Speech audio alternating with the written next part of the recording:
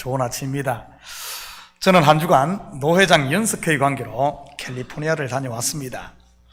본교회가 속한 미주 한인 예수교 장로회 KFC 교단은 캐나다와 중남미를 포함해 산하의 31개 노회가 속해 있습니다. 그중 저희 교회는 이 뉴욕 동노회에 속해 있고요.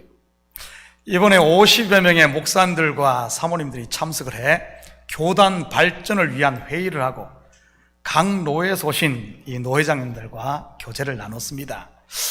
저는 이번에 캐나다에서 오신 목사님과 테네시주 멤피스에서 오신 목사님, 그리고 플로리다에서 오신 목사님과 교제를 많이 나눴습니다.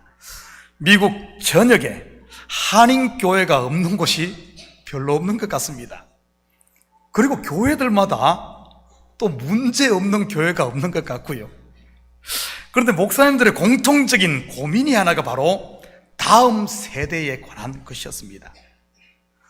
여러분은 우리 2세들이 교회를 떠난 가장 큰 이유가 무엇이라고 생각합니까? 세상이 끄는 매력이 교회보다 몇 배가 커서 그럴까요? 아니면은 인터넷이나 이 스마트폰과 같은 문명의 이기에 자녀들이 정신이 다 뺏겨서 그럴 것 같습니까? 그렇지 않으면 공부하느라고 먹고 사느라고 바빠서 세상으로 가는 걸까요? 혹시 그렇게들 생각합니까? 그런데 안타깝게도 전혀 그렇지 않다는 사실입니다. 2세들이 교회를 떠나는 가장 큰 이유는 바로 1세대들, 우리로부터 받은 상처와 실망 때문이라는 사실입니다. 물론 거기에는 문화적 차이도 있을 수 있고 성숙한 신앙과 그렇지 못한 신앙에서는 시각 차이도 있을 수 있습니다. 그래서 그것을 전적으로 어른들 책임이라고 할 수만은 없을 겁니다. 책임 소재를 따지기 이전에 분명한 한 가지 사실은 다음 세대를 바로 세우기 위해서는 먼저 내가 복음 안에서 바로 서야 한다는 사실입니다. 내가 바로 서 있지 못하면서 다음 세대에 자녀들을 세우겠다고 하는 것은 어불성설이라는 말입니다. 왜냐하면 후배는 선배의 발자취를 따라가고 자녀는 부모를 닮아가며 성도는 목사의 신앙을 쫓아가기 때문인 것입니다. 우리 교회가 다음 세대를 세우기 원하십니까? 아이들 보고 이래라 저래라 잔소리하기 이전에 내가 말씀 앞에 바로 설 수 있기를 축복합니다. 내가 말씀 앞에 순종하지 않으면서 자녀들에게 말씀대로 살라고 하는 것은 그들이 교회에 들어오지 못하게 문을 걸어 잠그는 것과 같은 겁니다. 내가 자녀들 앞에서 목사를 욕하고 성도들을 험담하면서 서로 사랑하라고 가르치는 것은 자녀들이 교회에 오지 못하게 교회에다가 뱀을 풀어놓는 것과 같은 것입니다. 뱀이 덕실거리는 곳에 누가 들어오겠습니까? 천리길도 한 걸음부터라는 속담이 있습니다. 작은 것을 실천하는 우리의 한 걸음이 내가 하고 싶은 말 한마디 참는 그 작은 걸음이 떠났던 자녀들을 다시 교회로 불러들이는 천리길이 된다는 사실입니다. 늦었다고 생각할 그때가 가장 빠른 것이고요. 우리 자식들은 다 커서 따로 사는데요 하시는 분 계십니까? 다음 세대인 우리 EM이 왕성하게 부흥하면 떠났던 멀리 있던 자녀들도 다시 참교회로 돌아올 줄 믿습니다. 여러분은 혼자가 아니라 하나님의 교회, 곧 성령이 거하시는 성전으로 함께 지어져가는 공동체임을 잊지 마시기 바랍니다. 그리고 나라는 한 존재는 역사 속에 나 홀로 존재하는 것이 아닌 부모 세대와 자녀 세대를 잇는 브릿지라는 사실도 잊지 마시고요. 옛날에는 돌로 다리를 만들지 않았습니까? 돌과 돌이 딱 어긋맞게 져서 다리가 되었습니다. 그런데 그 중에 하나의 돌이 빠지면 어떻게 됩니까? 그 돌 하나만 빠지는 것이 아니라 다리 전체가 무너져 버리는 것입니다. 저와 여러분도 마찬가지인 겁니다. 부모의 신앙이 나에게 전수되고 또한 나의 신앙이 자녀에게로 이어집니다. 그리고 부모가 쌓았던 기도가 나에게 이루어지며 내가 복을 누리고 또 내가 쌓았던 기도가 자녀에게 복으로 임하는 것이죠. 이처럼 교회는 하나로 연결된 공동체입니다.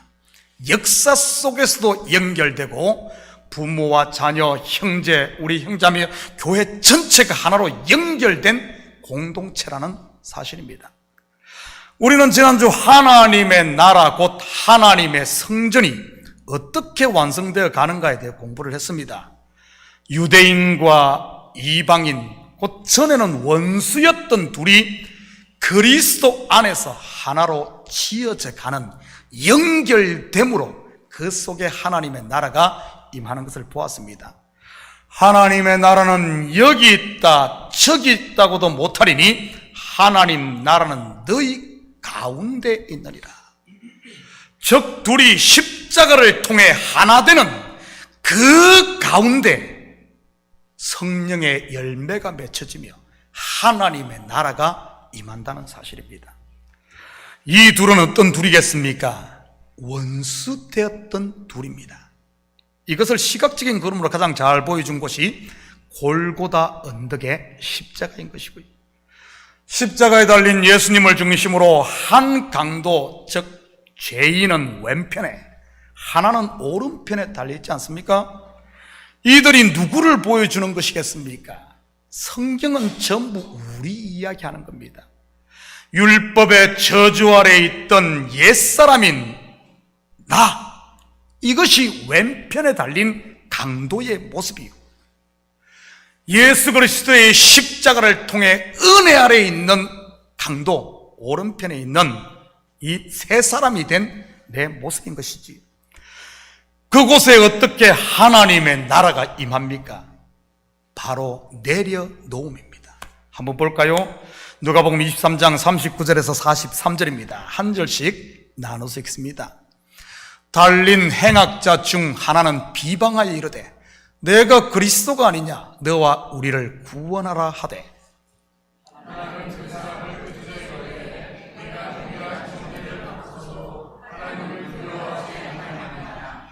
우리는 우리가 행한 일에 상당한 보응을 받는 것이니 이에 당연하거니와 이 사람이 행한 것은 옳지 않은 것이 없느니라 하고,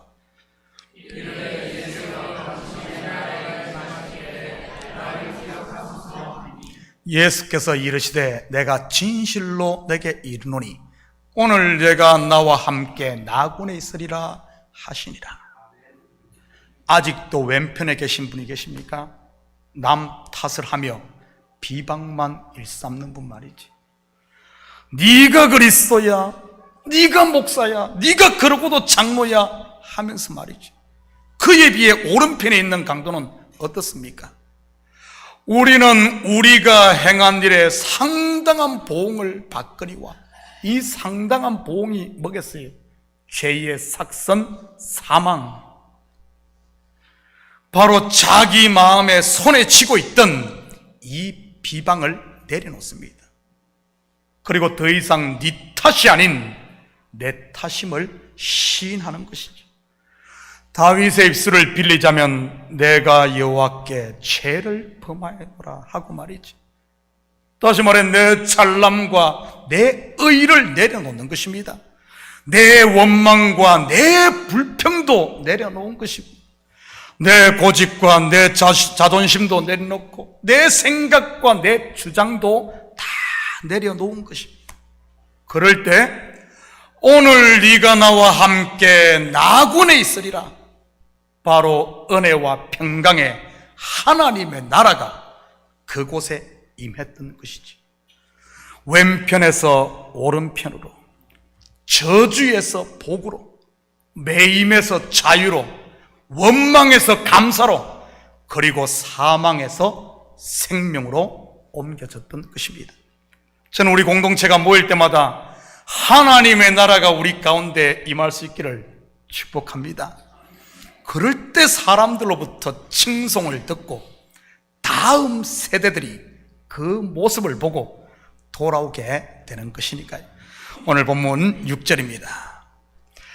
이는 이방인들이 복음으로 말미암아 그리스도 예수 안에서 함께 상속자가 되고 함께 지체가 되고 함께 약속에 참여하는 자가 됨이라.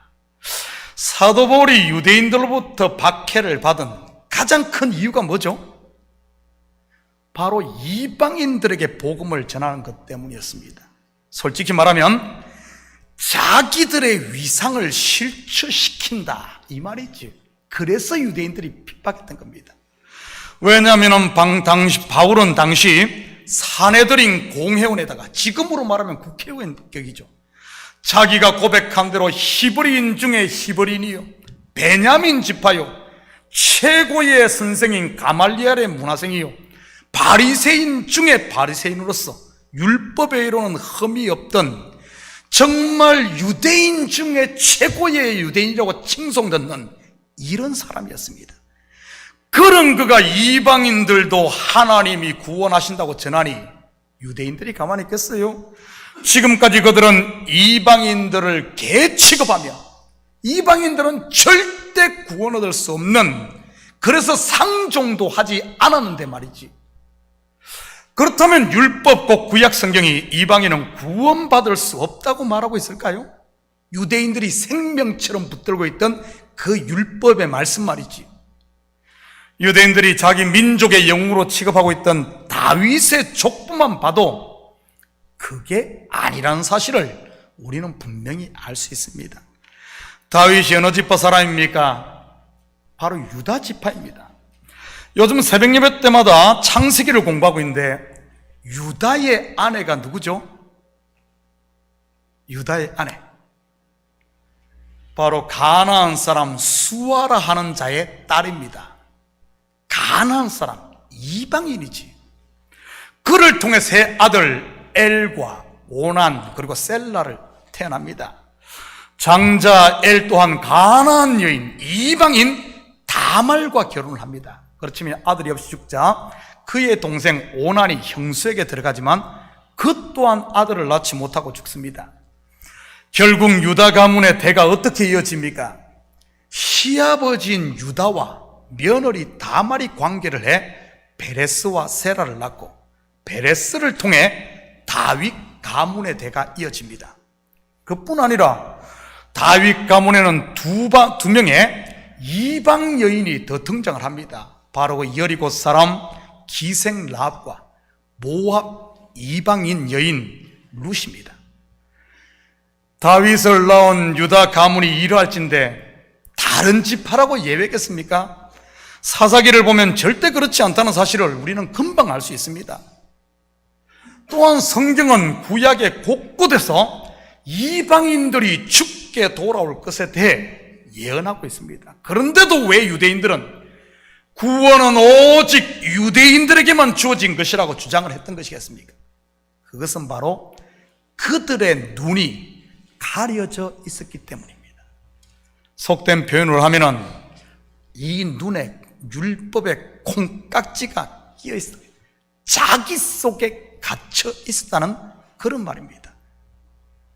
여러분, 눈이라고 다 보는 거야. 전부 사람들을 보면 전부 자기가 보고 싶은 것만 보고 듣고 싶은 것만 듣잖아요. 가려져 있었다는 겁니다. 그것을 예수님께서는 비유로 눈에 들보를 가지고 있다고 했던 것이고요. 뭐 기둥이 여기 들어갑니까? 그 소리가 아니라 율법에 가려 있었다는 겁니다. 물론 이 바울도 처음에는 이 들보를 가지고 있었던 사람입니다. 그런데 이 들보가 다메섹 도상에서 예수의 빛을 봄으로 빠졌던 것이고요. 성경은 그것을 눈에 비늘 같은 것이 벗겨졌다 이렇게 묘사를 합니다. 다시 말해 율법의 옷, 곧 자기 의의를 벗어버리자 하나님의 경륜, 곧 비밀을 밝히 깨달을 수 있는 그의 영의 눈, 은혜의 눈이 열렸던 것이지. 그렇다면 전에는 감추었다가 이제는 밝히 드러난 비밀이 무엇입니까? 바로 복음으로 말미암아 그리스도 예수 안에서 유대인과 이방인이 함께 상속자가 된다는 이 비밀이었던 겁니다. 복음의 핵심인 예수 그리스도의 십자가로 말이죠. 다시 말하면 예수가 죽음으로 말미암은 말이에요. 여러분, 성경을 큰 그림으로 보면 유대인은 먼저 된 자, 곧 율법인 장자를, 이방인은 나중된 자, 은혜를 말합니다. 창세기의 그림으로 한번 볼까요? 죽음으로 말미암아 율법과 은혜가 유대인과 이방인이 하나가 되는 모습 말이지요. 창세기 25장 8절 9절입니다. 그의 나이가 높고 늙어서 기운이 다하여 죽어, 여기서 그는 아브라함을 말합니다. 죽어 자기 열조에게로 돌아가매 아브라함이 죽으니까 그의 아들들인 이삭과 이스마엘이 그를 마므레와 펫 족속 소알의 아들 에브론의 밭에 있는 막벨라 굴에 장사하였으니, 아브라함이 살아있을 때는 이스마엘이 쫓겨납니다. 이삭이 태어나 쫓겨납니다. 그런데 아브라함이 죽자 쫓겨났던 이스마엘이 돌아오고 이삭과 함께 아버지를 장사 지냅니다. 바로 그리스도의 죽음, 곧 십자가를 통해 이방인과 유대인이 함께 하늘의 상속자가 되는 모습이지. 창세기 35장 29절입니다. 이삭이 나이가 많고 늙어 기운이 다하여 죽어 자기 열조에게로 돌아가니 그의 아들 에서와 야곱이 그를 장사하였더라. 에서는 집을 떠나 쫓겨났던 아들입니다. 그런데 이삭이 죽자 돌아와서 함께 아버지를 장사하는 모습, 같은 모습이지. 한 군데만 더 봅니다. 민수기 35장 28절입니다. 이는 살인자가 대제사장이 죽기까지 그 도피성에 머물러야 할 것입니다. 대제사장이 죽은 후에는 그 살인자가 자기 소유의 땅으로 돌아갈 수 있느니라. 대제사장은 이스라엘의 아버지와 같은 존재입니다. 물론 구속 역사로 보면 대제사장은 예수 그리스도를 모형하는 인물이고요. 대제사장이 죽으면 어떻게 됩니까? 바로 실수로 사람을 죽인 살인자, 죄인이 자기 소유의 땅으로 돌아올 수 있습니다. 물론 이 자기 소유의 땅으로 돌아갈 수 있다는 말은 이 죄인이 다른 형제들과 함께 살 수 있다는 뜻이지. 장자와 차자가, 유대인과 이방인이, 대적이었던 원수 곧 율법과 진리가 예수 그리스도의 십자가 안에서 예수가 죽자 하나로 완성된다는 말입니다. 여러분, 이 비밀은 우리에게도 있어요. 내가 죽는 순간, 내가 내려놓는 순간 원수가 친구 되는 겁니다. 내가 살아있는 동안에는 원수는 영원한 원수일 수밖에 없는 겁니다. 여러분, 아직도 여러분 가운데 매일 믿고 원수가 있습니까? 이유는 단 하나예요. 내가 살아있어서 그래. 예수는 죽었는데 나는 살아있어. 예수는 십자가 달렸는데 나는 밑에서 얼라리 끌라리 이러고 있는 거예요. 그러니까 원수가 여전히 원수로 있는 겁니다. 내가 그리스도와 함께 십자가에 못 박히는 순간 원수가 친구되고 유대인과 이방인이 함께 상속자가 되는 줄 믿으시기 바랍니다. 그게 바로 하나님의 나라, 하나님의 나라가 우리 가운데 임하는 모습이에요. 7절입니다. 이 복음을 위하여 그의 능력이 역사하시는 대로 내게 주신 하나님의 은혜의 선물을 따라 내가 일꾼이 되었노라. 그렇다면 이방의 복음을 전하는 일꾼으로 사도 바울을 세우기 위해 하나님의 능력이 사도 바울에게 어떻게 역사했습니까? 바울에게 삼성과 같은 울트라 파워가 임했습니까? 막 능력이 임했습니까? 말재주가 없던 그에게 청중들을 감동시킬 유창한 언변이 주어졌나요? 당시에는 수사학, 즉 말 잘하는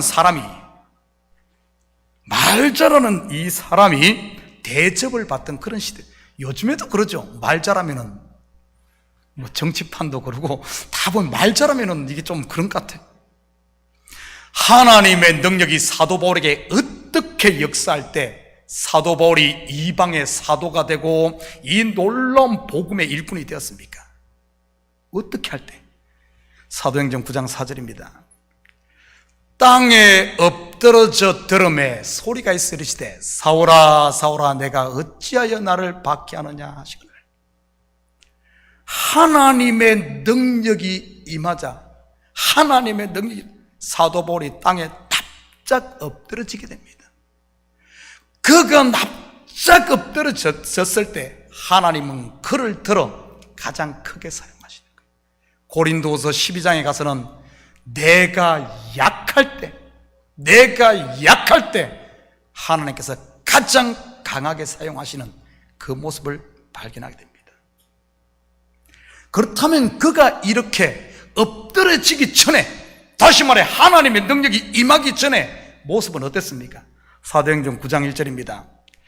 사울이 주의 제자들에 대하여 여전히 위협과 살기가 등등하여 대제사장에게 가서 살기가 등등했습니다. 한마디로 어깨 딱 펴고 고개 빳빳하게 들고 당당하게 대제사장에 가서 공문까지 받아 나는 새도 떨어뜨릴 그런 기세였습니다.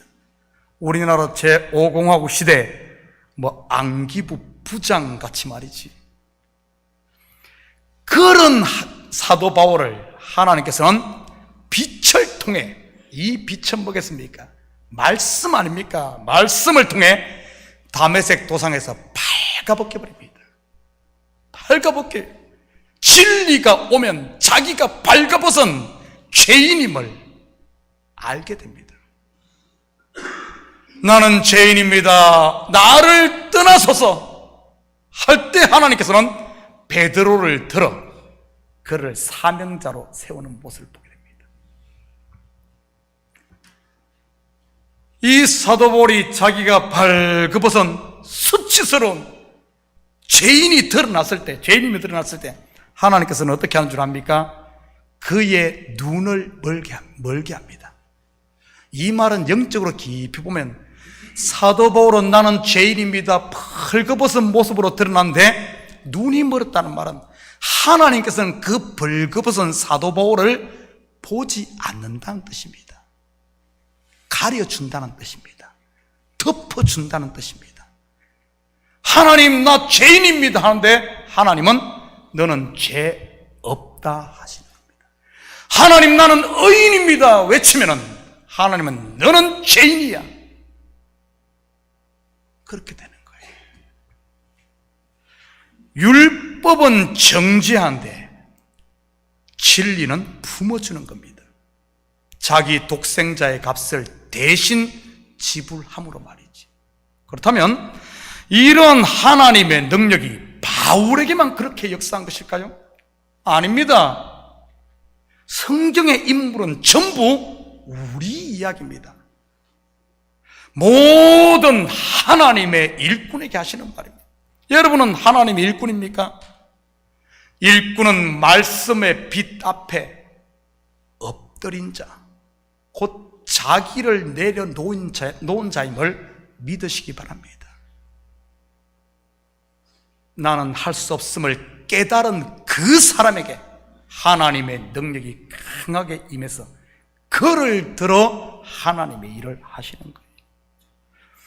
자기의 약함을 볼 줄 아는 자 말이지. 그리고 일꾼은 형제의 허물을 덮어주며 대신 칠 줄 아는 사람입니다. 왜 그런가 하면은 예수님이 그렇게 했기 때문에. 예수의 일꾼은 그분이 한 모습을 보고 따라하는 겁니다. 저는 우리 식구들이 하나님의 능력으로 덧입혀진 사람을 살리는 이방의 복음을 전하는 죄인을 친구 만드는 이런 하나님의 일꾼들이 다 되시기를 축복합니다. 우리 마음에 철장에 결박해 놓은 하나님의 은혜가, 하나님의 능력이 결박해 놓은 내 속에 있는 불평과 불만과 그리고 탐욕이라는 이 짐승을 자꾸 불러내고 그걸 풀어주고 하는, 그래서 교회를 헐고 영혼들을 병들게 하는 이런 말꾼 되지 마시고요. 말꾼이 되면 안 됩니다. 일꾼이 돼야 돼요. 창세기에 보면은 이 뱀이 말꾼 아니었습니까? 하와 속에 있는 욕망을 자꾸 건드리면서 그것을, 그 짐승을 풀어내서 결국에는 선악과를 따먹게 하지 않습니까? 그렇게 되는 거예요. 일꾼은 그게 아닙니다. 일꾼은 내가 죄인임을 알고 허물은 덮어주고, 여러분, 내가 약함을 알 때 하나님의 능력이 가장 강하게 역사한다는 사실을 기억하시기 바랍니다. 8절 9절입니다. 모든 성도 중에 지극히 작은 자보다 더 작은 나에게 이 은혜를 주신 것은 청량할 수 없는 그리스도의 풍성함을 이방인에게 전하게 하시고 영원부터 만물을 창조하신 하나님 속에 감추어졌던 비밀의 경륜이었다는 것을 드러내게 하려 하심이라. 그렇다면 왜 하나님께서 바울을 이렇게까지 낮춘 것일까요? 지극히 작은 자보다 더 작게 나중에는 죄인 중에 괴수로 그를 다 드러낸 것일까요? 바로 하나님의 은혜의 깊이와 넓이와 높이와 길이가 어떠함을 알게 하기 위해서인 겁니다. 다시 말해, 복음 안에 있는 그리스도의 풍성한 말이지. 결국 이 말은 그리스도 안에서는 풀지 못할 매듭이 없고 용서 못할 죄가 없으며 품지 못할 원수가 없다는 그런 말입니다.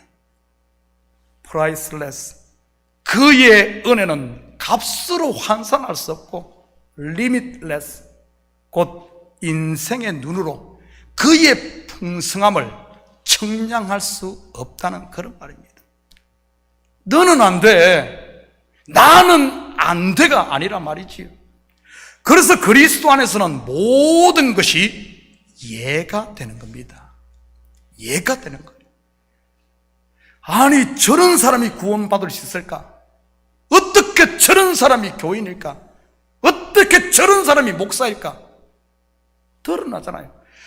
그런 세상의 기준으로 봐도 교회를 깨고 하나님의 성령 받아 유창하게 하나님의 복음을 서대반을 죽이고 그런 죄인 중에 죄인인 사도 바울도 들어서 가장 위대한 사도로 쓰는 하나님이라면 어떤 죄인인들 들어서 못 쓰겠습니까? 사도 바울 들어 쓴 것은 하나님의 풍성함, 그의 능력이 아닌 하나님의 은혜의 풍성함을 드러내기 위해 썼다는 사실입니다. 만물을 창조하신 하나님 속에 감추어졌던 비밀의 경륜, 여러분, 이것이 뭡니까? 여러분, 창조의 비밀을 한번 들여다볼까요? 어떻게 하나님께서 만물을 창조하셨습니까? 어떻게 하셨죠? 말씀으로, 그리고 나눔으로입니다. 그렇다면 왜 나눴을까요?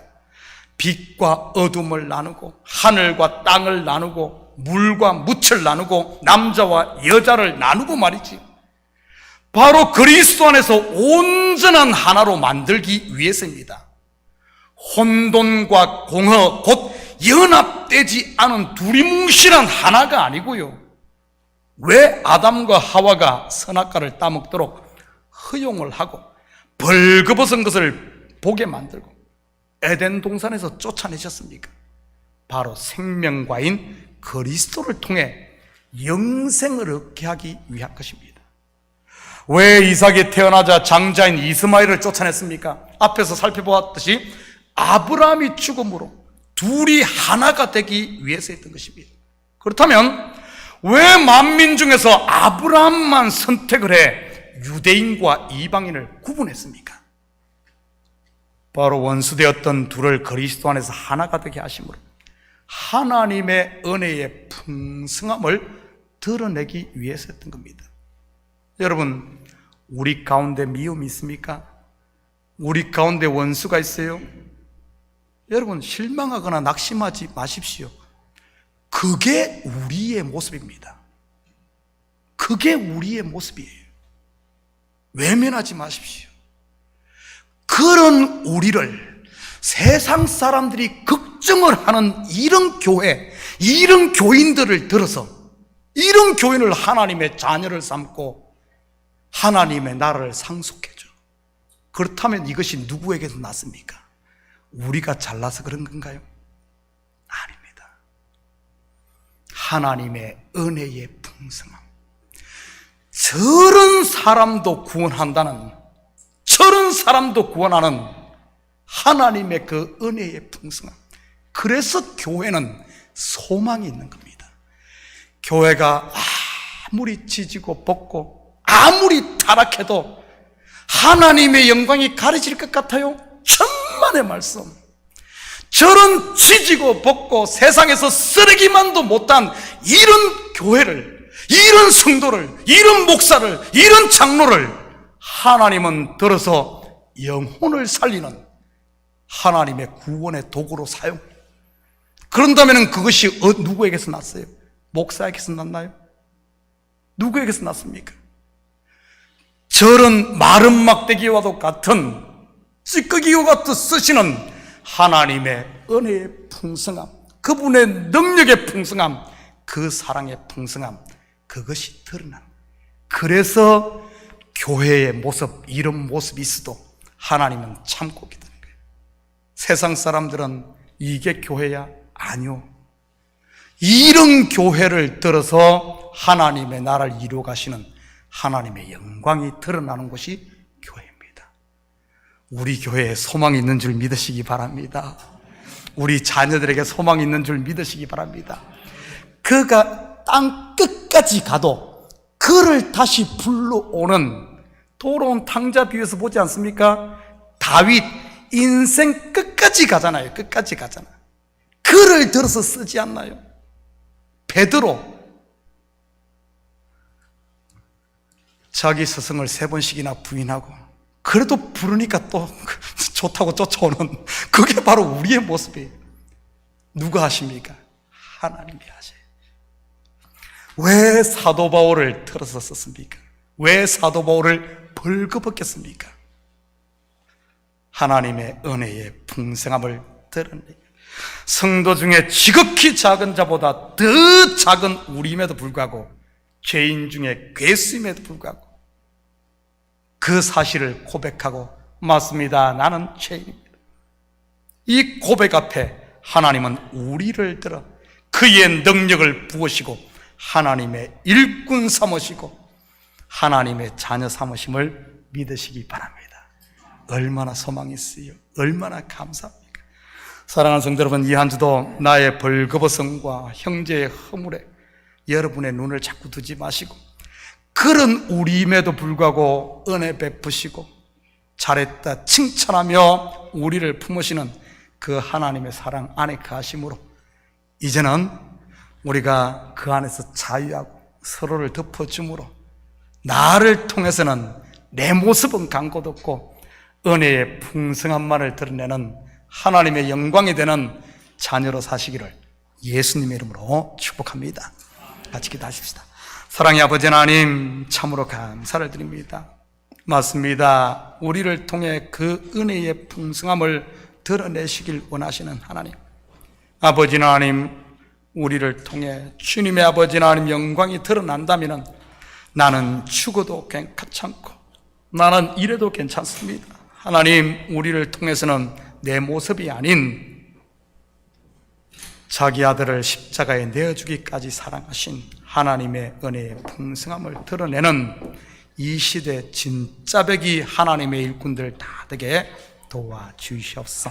그러나 우리 교회를 통해 우리 다음 세대가 세워지고 우리 다음 세대가 우리를 통해 그리스도의 은혜의 풍성함을 보는 이런 역사가 있게 도와주시옵소서.